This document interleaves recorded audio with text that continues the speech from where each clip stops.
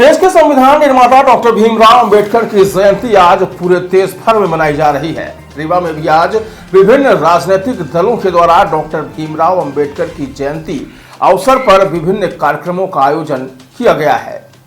शहर में स्थापित डॉक्टर भीमराव की प्रतिमा स्थल पर भाजपा और बसपा के कार्यकर्ताओं ने प्रतिमा पर माल्यार्पण किया और उनके बताए हुए रास्तों पर चलने का संकल्प लिया है।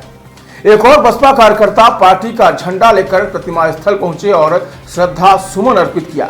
वहीं भारतीय जनता पार्टी ने अंबेडकर जयंती की शुरुआत एक दिन पूर्व से ही कर दी थी, जिसमें स्वच्छता अभियान के साथ साथ दीपोत्सव कार्यक्रम भी आयोजित किया गया।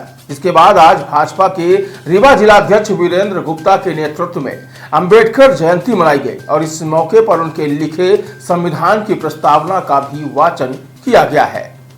भाजपा जिलाध्यक्ष ने कहा कि भारतीय जनता पार्टी ही एक ऐसी राजनीतिक पार्टी है जो बाबा साहेब के बताए हुए रास्तों पर चलती है।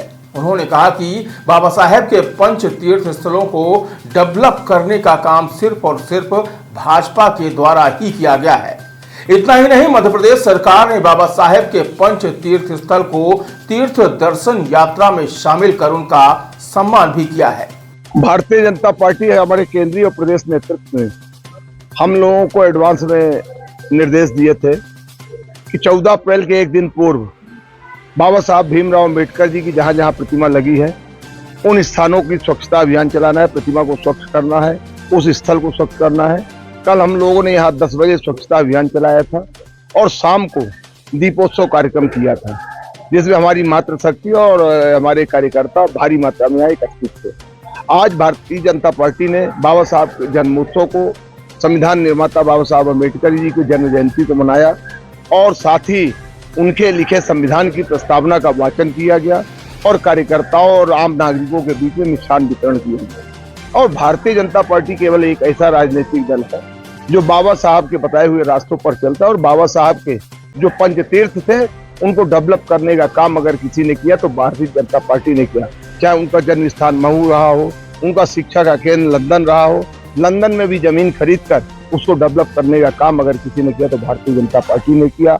नागपुर की उनकी दीक्षा भूमि, चौथ्य भूमि और महानिर्माण भूमि, जहां जहां भी इस प्रकार के तीर्थ थे उसको पंच तीर्थ के नाम पे हम जानते हैं, उसको डेवलप करने का काम भारतीय जनता पार्टी ने किया।